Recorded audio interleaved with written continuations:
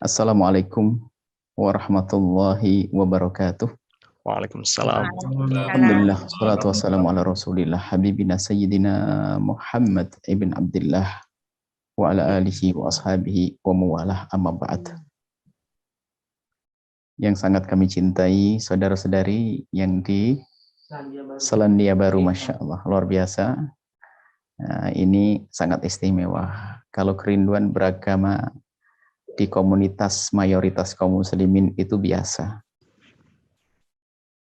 Kalau ada wali di puncak gunung itu biasa, aman, karena sedikit godaannya. Tapi kalau ada orang bisa istiqomah di lingkungan yang bukan lingkungan kaum muslimin, tentu itu jauh lebih tinggi pangkatnya dibanding yang di tempat lingkungan aman. Maka wali di tengah kota pangkatnya lebih tinggi dari wali di atas gunung. Kekasih Allah di tengah kota godaannya besar. Selandia Baru negara yang maju, tentunya godaannya besar, maka yang kuat pasti istimewa. Yang kuat istimewa. Baik, subhanallah. Dan luar biasa, Ramadan masih jauh, tapi ternyata kerinduannya sudah tampak hari ini. Sehingga kami pun harus membahas tentang Ramadan, dan ketahuilah bahwa orang yang akan mulia di bulan Ramadan adalah yang memuliakan Ramadan. Orang yang mendapatkan keberuntungan di bulan Ramadan adalah yang menanti kedatangan Ramadan. Dan sangat tepat jika kita harus mempersiapkan diri kita untuk menyambut bulan agung, bulan mulia, bulan suci Ramadan. Bicara tentang persiapan, ada persiapan lahir dan batin. Batin adalah hati kita. Lahir adalah ada hubungannya dengan ilmu-ilmu zahir.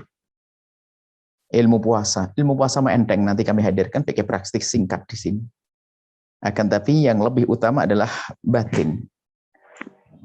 Kalau disebutkan man shoma ramadhana imana wa ihtisaban ghufira lahu ma taqaddama min dzambih. Berpuasa karena Allah, mengharap pahala Allah, maka diampuni dosanya. Begitu mudahnya pengampunan dari Allah. Tapi itu dari hati yang sudah tertata. Nah, kalau hati tertata, begitu mudah melaksanakan ibadah puasa. Hati yang tertata itu bagaimana? Keimanan, kalau keimanan insya Allah sudah ada. Kalau tidak akan punya iman, kecuali tidak akan ikut acara ini, kecuali memang di hatinya ada keimanan dengan Allah. Bicara Ramadan karena iman kepada Allah. Akan tetapi ternyata, tanda ketulusan iman kepada Allah justru adalah di saat kita berurusan dengan sesama manusia. Kalau untuk berpuasa, itu kan disebutkan, kutiba alaikumusiyam, diwajibkan puasa atas kalian. Ini seperti diwajibkan pada umat terdahulu, dengan tujuan adalah la'allakum tattaqun, agar kalian bisa menjadi orang yang bertakwa. Bagaimana orang bertakwa? Definisi takwa itu banyak sekali. Cuman kalau kita jajar definisi tentang takwa itu tersimpulkan dalam makna yang sangat sederhana, yaitu orang bertakwa atau hakikat takwa adalah bagaimana kita bisa baik kepada Allah dan baik kepada sesama manusia. Yang baik kepada Allah tidak baik dengan manusia tidak disebut sebagai orang bertakwa. Biarpun dia sholat malamnya puluhan rakaat, puasa sunnah, Ramadan dan puasa sunnah tidak pernah putus. Tapi kalau dia tidak baik dengan sesama manusia, tidak disebut orang bertakwa. Belum bertakwa, tempatnya neraka. Sampai dikatakan seorang perempuan dikatakan di hadapan baginda Nabi, seorang perempuan yang tudkar bi kathratis sholati wasyami, ada seorang perempuan yang dia sholatnya banyak, puasanya banyak. Terkagum-kagum sahabat Nabi mendengar cerita tentang seorang wanita yang sholatnya banyak dan puasanya banyak. Hanya saja orang ini tu'dhi jiranahu bilisaniha. Tu'dhi jiranaha bilisaniha. Cuman dia punya kebiasaan nyakiti tetangga dengan lesannya. Apa kata baginda Nabi SAW? Biarpun dia ahli ibadah, ahli sholat, ahli puasa, tapi dia suka nyakiti tetangganya dengan lesannya, la khaira fiha, enggak ada kebaikannya bagi wanita tersebut, innaha min ahlin nari, dia ahli neraka. Kisahnya perempuan, tapi sama, laki-laki juga sama, karena kebetulan terjadi ini pada seorang perempuan. Biarpun baik kepada Allah, tapi tidak baik kepada sama manusia, tidak bertakwa. Atau sebaliknya, ada orang baik kepada manusia, tapi tidak baik dengan Allah, maka juga keropos ketakwaannya. Tidak serius bertakwa. Baik kepada Allah itu sangat mudah. Baik kepada Allah sangat mudah. Yang berat memang baik kepada manusia. Baik kepada Allah bagaimana kita menjalankan kewajiban-kewajiban. Sholat 5 waktu. Kemudian puasa Ramadan. Itu pun ada aturan-aturannya, nanti akan kami hadirkan. Kemudian ada haji bagi yang mampu. Zakat bagi yang punya harta dan seterusnya. Sedikit sekali kewajiban untuk baik kepada Allah SWT. Tapi kepada manusia, Masya Allah, yang sebetulnya kalau kita dengan manusia bisa benar baik, akhirnya keindahan ada pada diri kita sendiri. Orang, manusia adalah satu manusia. Ada Allah, ada manusia. Tapi manusia ada ayahanda kita, ada ibunda kita, ada istri, ada anak, ada. Coba, alangkah indahnya hidup kita kalau kita benar jalinan kita dengan ayahanda dan ibunda. Alangkah indahnya hidup kita kalau benar jalinan kita dengan anak kita, dengan pasangan kita. Maka dikatakan bahwasanya jika orang bisa merajut kebahagiaan di dunia, maka itu muqaddimah bahagia di akhirat.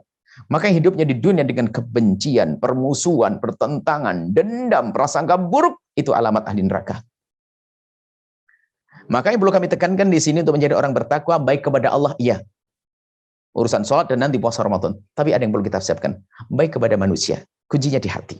Singkat, mari.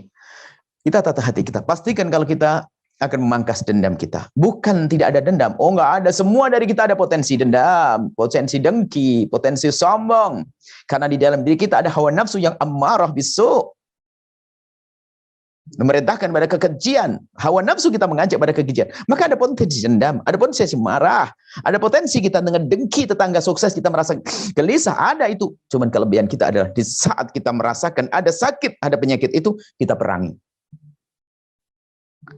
Maka namanya jihadun nafsi, memerangi hawa nafsu kita.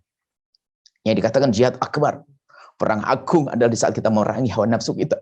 Yang mengajak kita untuk mendengki, saudara. Mengajak kita untuk benci. Mengajak kita untuk dendam. Mengajak kita untuk sombong.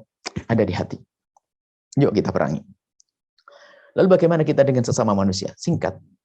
Agar kita indah dengan manusia, pastikan. Setelah pertemuan ini Anda tidak mengeluarkan kalimat kotor untuk atau tentang saudara kita. Untuk saudara kita atau tentang. Artinya jangan ngomong kasar kepada kotor ke orang. Mencaci, mengolok, dan sebagainya. Jangan ngomong jelek tentang seseorang. Pastikan. Hari ini kita diajari untuk rusak. Komentar di WhatsApp, komentar di YouTube, komentar di media sosial. Yang mengajari kita untuk menjadi jelek sejelek-jeleknya. Capek secapek-capeknya. Karena kalau sudah orang di dalam dunia ada benci, dengki, dendam, capek hidupnya. Tapi si lapang hati, lapang dada tersebut, yang hatinya penuh kasih dan cinta, telah dipangkas kedengkian, dendam, dan benci di hatinya, oh hidupnya tenang. Seperti masuk surga, seperti di surga belum masuk surga. Pastikan Anda tidak berucap kalimat kotor. Dan ganti dengan kalimat baik. Saya pengen marah kepada dia. Mungkin semestinya saya caci dan olok dia. Mungkin dia kurang ajar, pinjam duit tidak kembali-kembali, menfitnah lagi. Daripada kita ngomong kotor, kita ganti dengan kalimat baik. Ya Allah, dia keterlaluan denganku, memfitnahku, meminjam uangku kepadaku, tidak kembalikan. Tapi dia beli mobil, beli motor. Ya Allah, berikan rezeki yang banyak dan mudahkan dia bayar hutang, ampuni. Ya Allah, jaga. Kita doakan doa-doa yang baik. Pastikan Anda mendengar suara kami saat ini. Kalau Anda tidak kuat, Anda tutup saja saat ini. Karena ini adalah kemuliaan yang sesungguhnya. Kita perlu menata hati kita. Ayo, kita tidak biasa dengan marah. Dengan dendam kepada seorang. Ya marah, tapi harus kita tumpangi dengan kebaikan. Saya marah kepada seorang, saya akan kirim hadiah esok hari. Nah, kalau kita sudah siapkan hati begini, puasa Ramadan indah. Bayangkan di Ramadan kita dengan emosi, dendam, dan amarah. Capek Ramadan, seorang suami yang bekerja keras mencari rizki untuk istrinya. Bayangkan, bekerja keras mungkin di bawah terik matahari yang panas. Tidak tahu Selandia Baru berapa jam di Ramadan tahun ini kira-kira? Musim panas sih. 16 jam.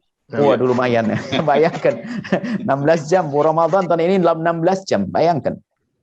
Bayangkan kalau di luar kita di bawah terik matahari 16 jam tak tahu mencarikan rizki untuk istri yang suka bikin panas, enak atau tidak kira-kira? Atau sebaliknya seorang istri yang lagi masak, menanak nasi di depan kompor yang panas hanya untuk suami yang suka nyelekit kalau ngomong bikin panas. Enak atau tidak? Nggak enak.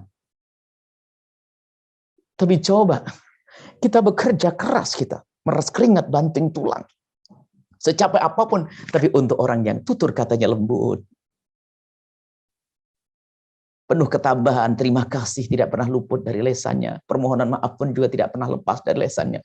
Indah. Begitu juga seorang istri menanamkan nasi buat suami. Kita pun dengan tetangga. Loh, puasa enak.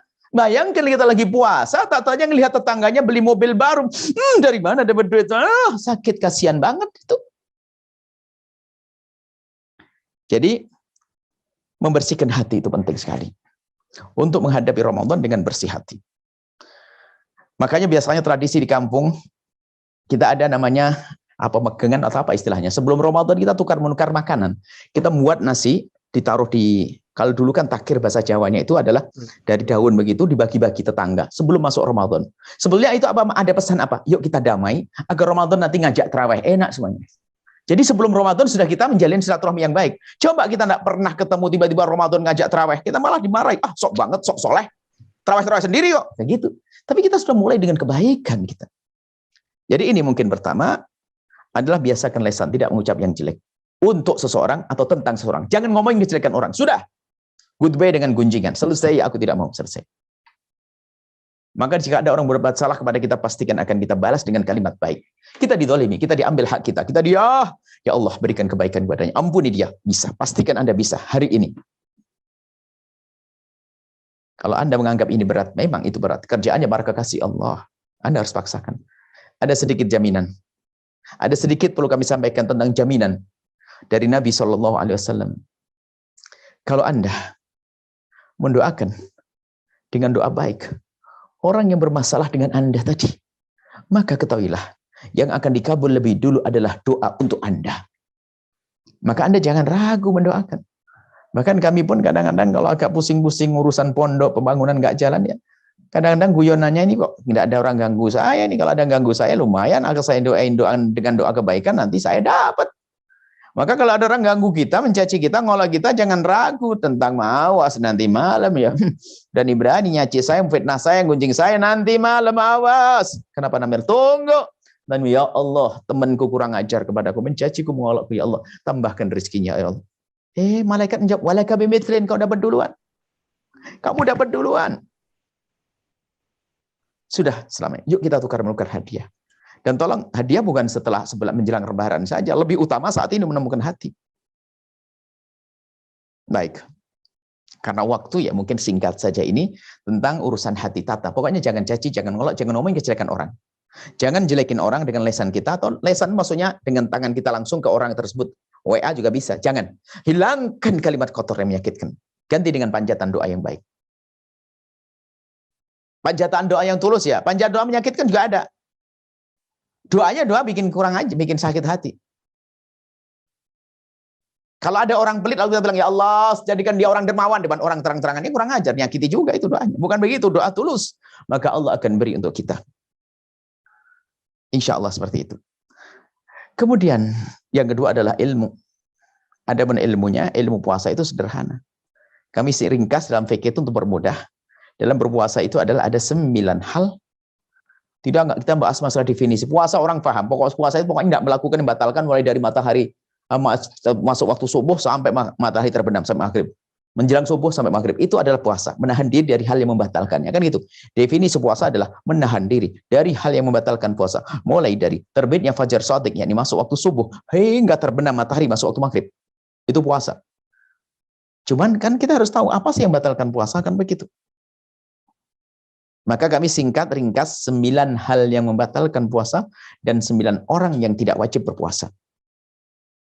Tidak tahu Anda pengen yang mana duluan, kan begitu. Membatalkan puasa adalah pertama, contoh saja. Nanti akan saya jabarkan. Barangkali sebelum Ramadan ada lagi pertemuan, saya akan bahas tentang fikih atau cari fikih kan. Yang membatalkan puasa yang pertama adalah yang pertama. Memasukkan sesuatu ke salah satu lubang yang 5. Yang pertama isinya 5. Memasukkan sesuatu ke salah satu lubang 5. Lubang 5 itu adalah lubang mulut, lubang hidung, 2.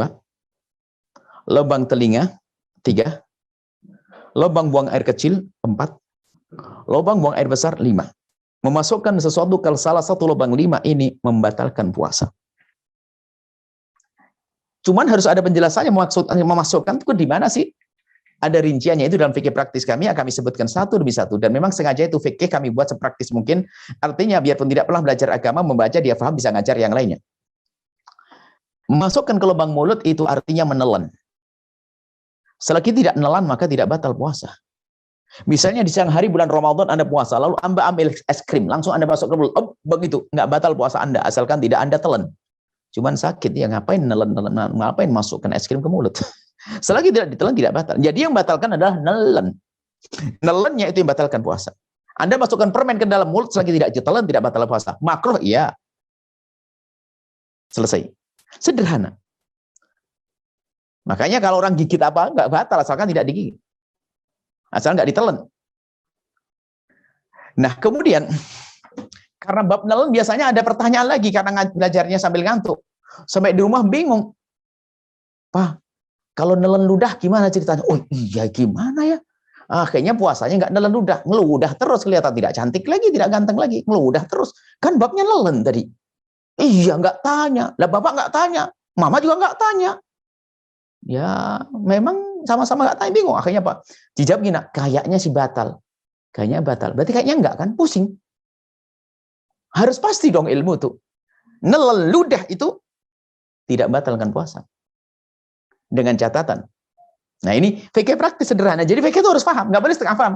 Kalau sudah paham tuh Pak, Anda tanya ke Ustadz, Ustadznya tanya, Ustadz nelen ludah batal nggak? Kayaknya enggak. Kayaknya enggak. Apa itu? Pusing, kayaknya enggak, kayak batal juga. Nggak ada tuh. Harus batal atau tidak?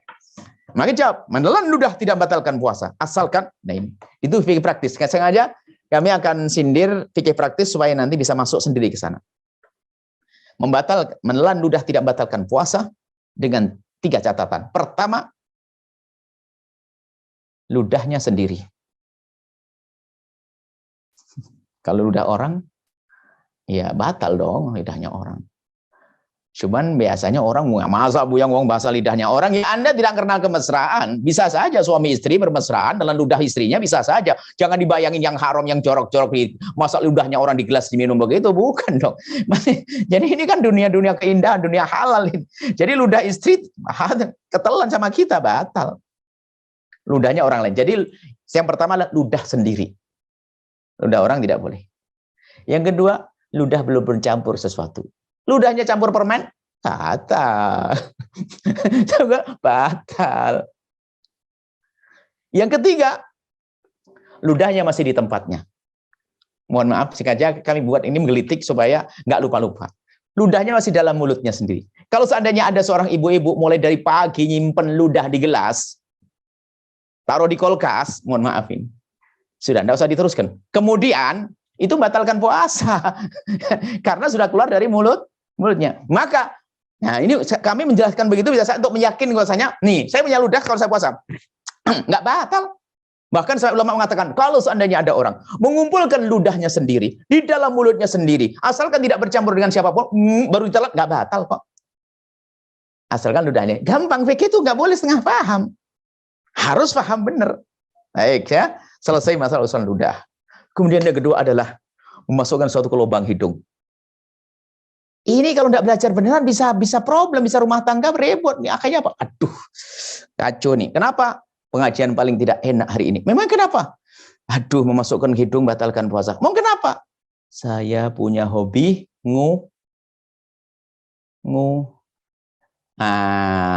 akhirnya dipikir kalau bersihin hidung batalin puasa. Jangan-jangan begitu, salah paham, ngajinya ngantuan. Ya, harus jelaskan. Yang dimaksud membatalkan puasa, masukkan ke lubang hidung adalah memasukkan sesuatu, tangan atau apapun ke wilayah yang atas. Kalau seandainya itu air, kita akan rasakan panasnya, gerak atas sini. Jadi kalau wilayah bawah, bukan di atas, bukan di tempat yang kalau kita sentuhkan akan ingat apa sekarang antigen, swab ya. Nah itu bukan pembahasan hukum swab batal atau tidak kan di sana. Ini babnya baru. Jadi yang gerak panas, itu batalkan puasa. Nah, maka dari itu kabar gembira. Bagi siapapun yang punya hobi ternyata tidak batal puasa. Selesai. Ini sederhananya belajar fikih itu yang ringan, nggak berat-berat.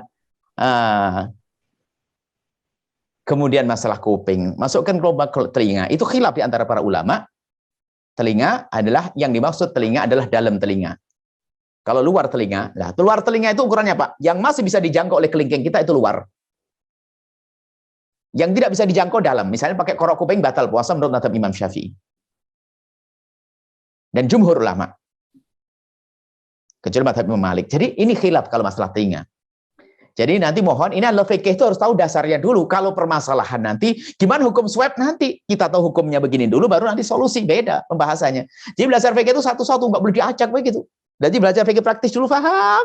Baru nanti, gimana hukumnya swab nanti. Jadi itu adalah, masukkan ke lubang telinga. Kemudian masukkan ke, mohon maaf, lubang depan. Mohon maaf, lubang depan, mohon maaf. Suami istri, halal. Bercumbu dan sebagainya. Mohon maaf kalau seorang suami memegang wilayah istri tidak ada masalah. Tapi mohon maaf jangan sampai jemarinya masuk ke dalam. Batal. Atau seorang wanita di saat bersuci dari buang air kecil, cukup, Allah sudah maha tahu, cukup dengan perut jemari begini sudah bersih. Perut jemari.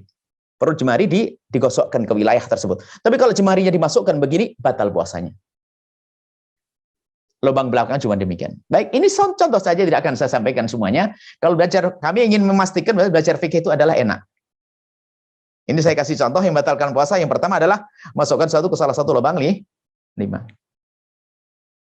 Ini saja. Mungkin sampai di sini nanti ada setelah salah satu lubang 5, selebihnya gampang.